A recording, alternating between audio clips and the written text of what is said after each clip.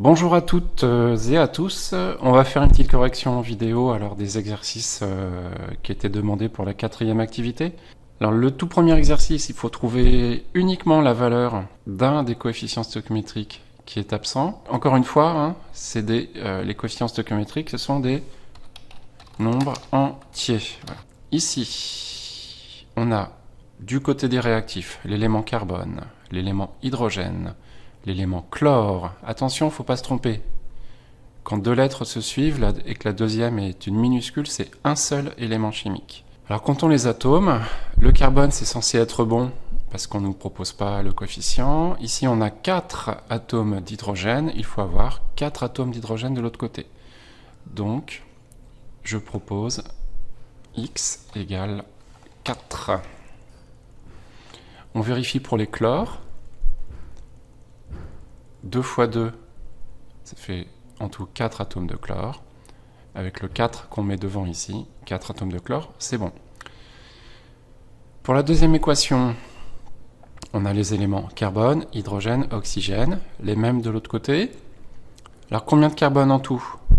2 éléments carbone ici, 2 fois 1 du côté des produits, c'est-à-dire 2 éléments carbone également. Pour les hydrogènes, 6 éléments hydrogène du côté des réactifs, 3 fois 2 égale 6 du côté des produits. Reste donc à équilibrer pour l'oxygène.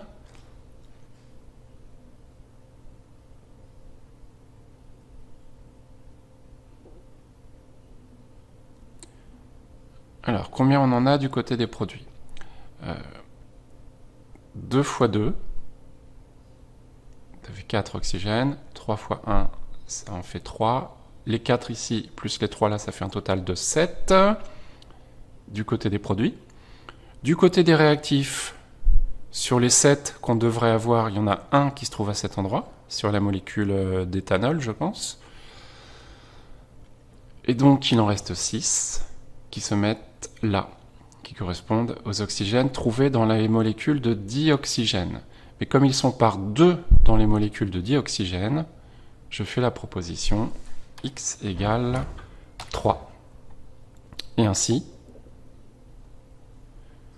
un oxygène plus 3 fois 2, c'est bien la même chose que 2 fois 2 oxygènes plus 3 fois 1, c'est-à-dire 7 à chaque fois. Sur la dernière ligne, qu'est-ce qu'on peut faire? Qu'est-ce qu'on remarque? Cette fois, il y a des charges électriques. Ici, on a une charge de plus. Là, on a une charge de plus. Donc, on va commencer par équilibrer la charge. Donc, X égale 2. Car avec 2 éléments hydrogène, car avec 2 ions hydrogène ici, H+, ça fait bien une charge positive 2 plus en tout, 2 fois le plus, ce qui est la même charge qu'ici. Et si on a 2 ions hydrogène, ça fait 2 éléments hydrogène qu'on retrouve dans la molécule de H2, donc cette dernière équation est équilibrée. On va regarder l'exercice suivant. Diazote, N2, dihydrogène, H2, une molécule N2H4. Qu'est-ce qui nous manque? A priori, pour le diazote, c'est bon. N2 et N2, c'est exactement la même quantité d'éléments azote, dont le symbole est N. H2, c'est une molécule avec 2 atomes hydrogène liés ensemble. Dans une molécule de produit, on a 4 éléments hydrogène. Donc, ce qui nous manque, coefficient stoichiométrique. Ici, c'est un 2. Ici, c'est un 1. Et devant la molécule de produit, c'est un 1 également. Pour la ligne du dessous, on a 2 atomes de carbone du côté des réactifs. Pour le moment, un seul atome de carbone du côté des produits. Donc je vais tenter un 2 ici. Pour la deuxième équation, on va commencer par le carbone. 2 atomes de carbone du côté des réactifs. Donc ici, on va considérer 2 molécules de CO2. Du côté des réactifs, on a 6 atomes d'hydrogène. Si on veut en retrouver 6 du côté des produits, il faut envisager 3 molécules de H2O.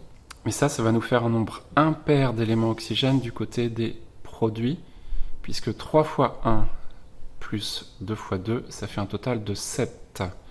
Et là, on va être embêté avec la molécule de dioxygène parce que forcément, ça nous donnera un nombre pair d'atomes d'oxygène. Alors, ce qu'on va faire, c'est prendre les devants, écrire 6 à cet endroit, c'est-à-dire tout multiplié par 2, 4 à cet endroit, et on va tout recompter. Maintenant, j'ai 4 atomes de carbone du côté des produits. Donc, il va falloir que j'écrive 2 ici, pour que 2 fois 2, ça me donne le même nombre d'éléments carbone que du côté des produits.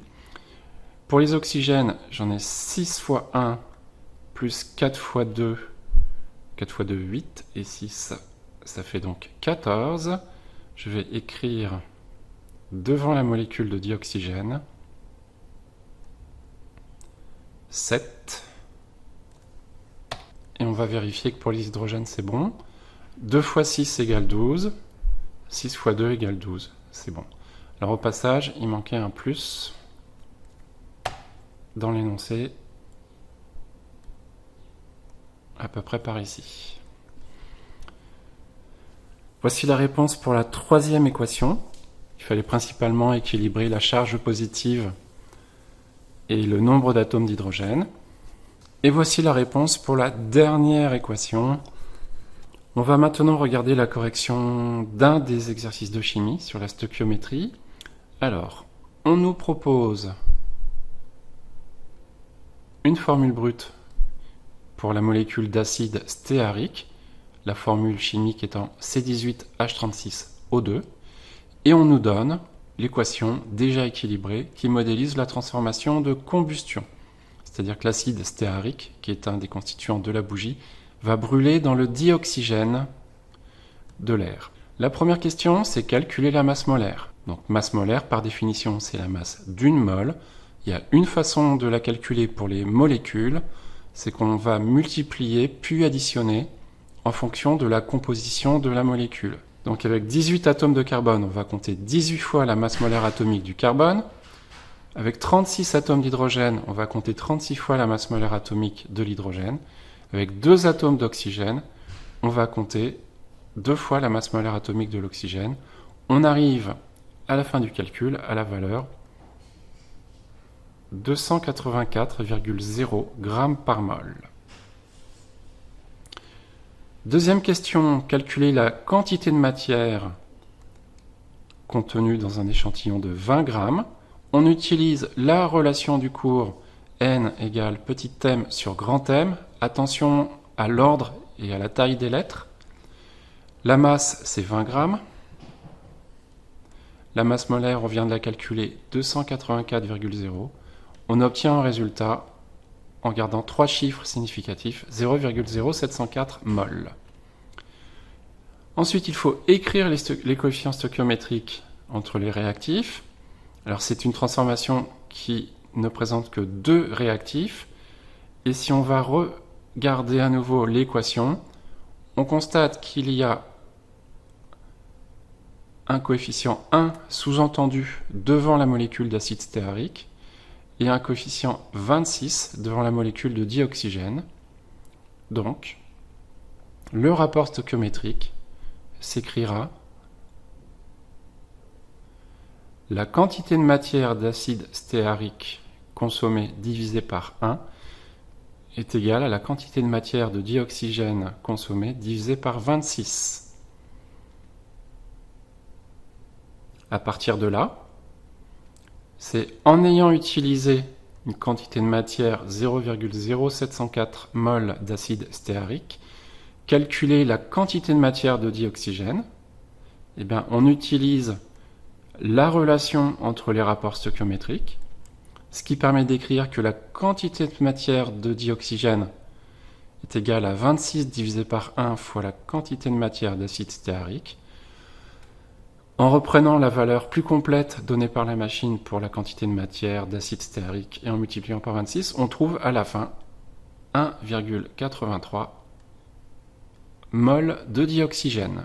Donc conformément à ce que j'essayais de bien expliquer dans la vidéo, les coefficients stoichiométriques sont exactement des nombres entiers, les quantités de matière sont des grandeurs qui s'expriment avec des nombres décimaux et une unité de mesure, la mole. Merci.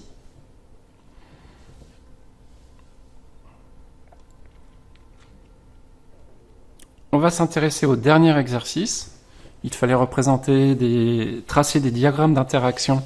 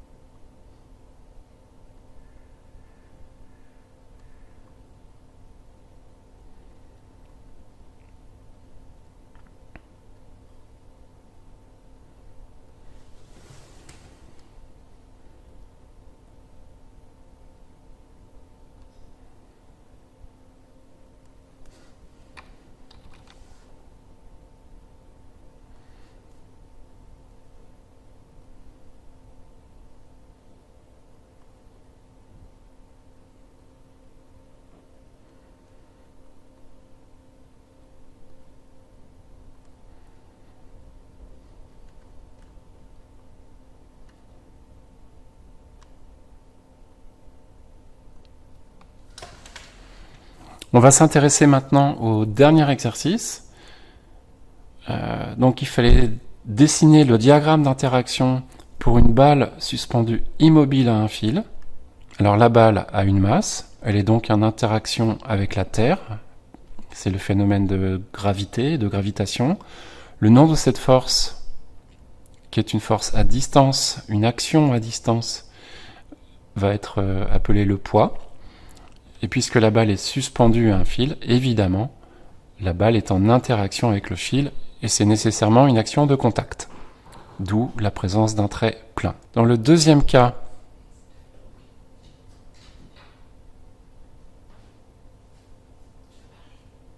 quoi ? Je fais le virement pour l'italien là, et j'enregistre le bénéficiaire, Studio Lude. Je le paye, il m'envoie sa facture avec ce temps, et je vais recevoir un SMS de la banque. Le CIC, parce que j'ai parlé aussi sur BNP.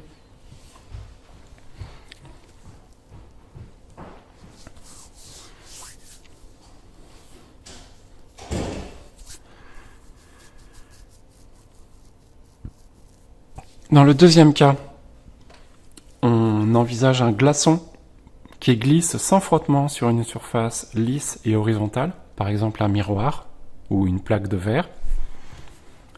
Alors le glaçon a une masse, on est dans le voisinage de la Terre, il y a donc une interaction à distance avec la Terre, c'est appelé le poids, exactement comme dans la question précédente. Et bien sûr le sol, la surface sur laquelle le glaçon glisse, exerce une action sur le glaçon. Sans ce sol, sans ce support, le glaçon tomberait. Donc on a une deuxième interaction qui est forcément de contact, il faut que le glaçon touche le sol, et donc le diagramme se limite à ces deux interactions-là, une à distance, une de contact. La troisième situation, c'est une gomme posée sur la table. C'est une gomme immobile. On a exactement les deux mêmes interactions, le deux mêmes types d'interactions que dans la question précédente. La gomme est en interaction à distance avec la Terre, d'où la flèche en pointillé. La gomme est en interaction de contact avec le support qui est la table. La troisième situation, il s'agit d'un être humain, d'une personne qui fait la planche sur la mer. Donc, sans l'eau, la personne tomberait. Ce qui empêche la personne de tomber, c'est l'action de l'eau qui s'appelle la poussée d'Archimède. La première interaction est une interaction à distance, c'est le poids, ça fait plusieurs fois qu'on la voit. Elle sera toujours présente, cette interaction-là. Et la deuxième interaction, c'est une action de contact. Il faut que la personne soit dans l'eau, soit au contact avec l'eau, même partiellement immergée dans l'eau, pour que cette poussée d'Archimède puisse exister. Donc finalement, sur les 4 exemples proposés,